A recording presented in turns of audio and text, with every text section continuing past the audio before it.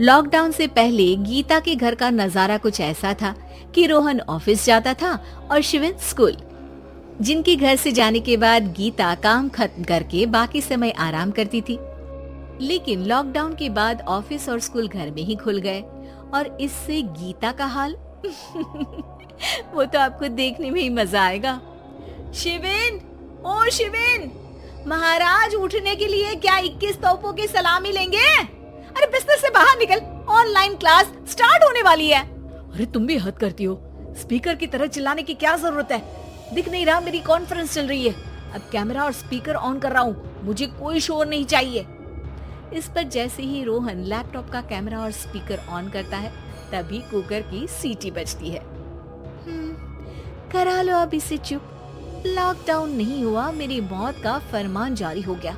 दोनों बाप बेटे ने नाक में दम किया हुआ है। ऐसा बोलकर गीता वहाँ से शिविन के कमरे में पहुँच जाती है, जहाँ शिविन अभी भी सो रहा होता है। ओ आलसी, अब अगर 5 मिनट में नहीं उठाना तो आज तेरा गेम और यूट्यूब कैंसिल।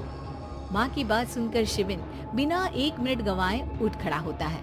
उठ गया, अभी नहाकर भी आता हूँ। ये नाटक कहीं और, मुंह पर गीला कपड़ा मार और पढ़ने बैठ। शिविन की ऑनलाइन क्लास स्टार्ट हो जाती है, जिस पर गीता उसे वहाँ बिठाकर रसोई में चली जाती है।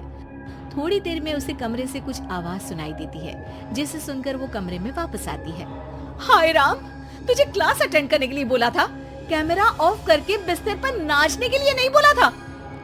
मम्मी मुझे कुछ समझ नहीं आ रहा, आप बाद में पढ़ा देना ना, वैसे भी अटेंडेंस तो लगी गई है। हाँ हाँ बेटा, जरूर बन जा, तू अभी से हम सबका बाप बन जा। अरे नहीं मतलब कहाँ से लाते हो इतना दिमाग, और पढ़ाई करते हुए ये चला कहाँ जाता है? नाइस क्वेश्चन, दिमाग से पूछकर बता दूंगा।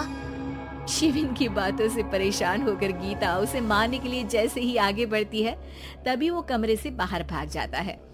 अब शिविन आगे आगे और गीता हाथ में चप्पल पकड़े उसके पीछे पीछे पूरे घर में दोनों घूम रहे होते हैं। इसी बीच वो रोहन के पास पहुंच जाता है और शिविन को मारने वाली चप्पल रोहन के लैपटॉप पर जाकर गिरती है। ओए माँ! मम्मी, अब पापा को चप्पल मार रही हो? वो आज तक के रिपोर्टर, चुपचाप जाकर क्लास अटेंड कर ले, नहीं तो अगली तेरे पीछे लगेगी। इस पर शिविन वहां से चला जाता है, जिसके बाद रोहन गीता से कहता है, इस सर्कस के लिए कुछ बोलना चाहोगी? अरे क्या करूं, जब से तुम दोनों घर में रहने लगे हो, घर अपने आप ही सर्कस बन गया है और मैं तुम्हारी नौकर। कभी बेटी को संभालो तो कभी बाप के नखरे उठाओ। इन्हीं सब उथल पुथल में दिन बीतते रहते हैं, जिसमें हर रोज घर के अंदर कुछ नया सियप्पा खड़ा मिलता है, जो ज्यादातर शिविन और रोहन के ऑनलाइन स्कूल और ऑफिस से रिलेटेड ही होता है। एक सुबह, शिविन चल उठ, आज की क्लास जल्दी है। कैमरा ऑफ करके आप अटेंड कर लो। अरे ऐसे छित्तर पड़ेंगे, दादी नानी सब एक साथ याद आ जाएंगी।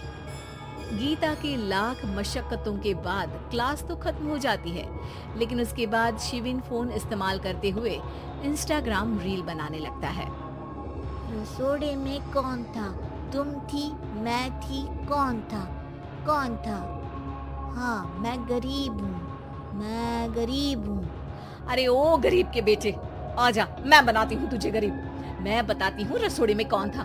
पढ़ाई करने बोलो तो इनकी माँ मर जाती है, और ये पागलपंतियाँ जितनी मर्जी करा लो। गीता शिविन को डांट रही होती है, तभी रोहन बीच में बोल पड़ता है। अरे बच्चा ही तो है, इतना गुस्सा क्यों कर रही हो? बेटे का साथ देने की इसी एक कोशिश में अब शिविन के साथ साथ रोहन भी गीता के गुस्से की सूली पर चढ़ जाता है। अगर बेटे पर इतना ही प्यार आ रहा है तो इसे क्लास अटेंड क्यों नहीं कराते? इसका होमवर्क क्यों नहीं कराते? उस समय तो बहुत जल्दी मीटिंग आ जाती है, वो काम मैं करूं और यहाँ इस बेफिजूली की चीज में तरफदारी करके बन जाओ महान। हे भगवान, कोई तो इनके ऑफिस और स्कूल खुलवाओ, मैं इन्हें और घर में नहीं सह सकती। मैं कुछ और मांग लेती, क्योंकि तुम्हारी ये विश इस साल तो पूरी होने से रही, कोरोना। हाय नास बेटे ने जिंदगी ही बर्बाद कर दी। खाए कोई पचाए कोई, कल मुझे चुन चुन कर सबको मेरी बद्दुआ लगेगी। उन्होंने दुनिया का और इन बाप बेटे दोनों ने मेरा जीना मुश्किल कर दिया। गीता वहां से चली जाती है, जिसके बाद रोहन शिविन से कहता है, अरे तुम्हारी मम्मी इतनी भड़की हुई क्यों है? आपकी वजह से पूरा समय घर में रहते हो और उस पर कोई काम कराने की जगह बस ऑर्डर देते रहते हो। अच्छा बेटे, सारा इल्जाम मुझ पर? पूरा दिन तो वो तुम पर ही चिल्लाती है। हाँ, मतलब दोनों का 50-50 है, कुछ करना पड़ेगा। वो कहते ना, make the best out of worst. I have an idea. वैसे तुम्हारी माँ सही कहती है, बहुत जुबान चलाने लगे हो, कम बोला करो। अगली सुबह रोहन और शिविन अपनी गलती को सुधारने के लिए गीता के उठने से पहले घर का आधा काम खत्म कर देते हैं, जिसे देखकर गीता खुश हो जाती है और फिर बाकी बचा काम वो तीनों मिलकर पूरा कर लेते हैं। जिसके बाद अब वो सब मिल बांट कर हर काम में एक दूसरे की मदद करते हुए लॉकडाउन का मजा लेने लगते हैं।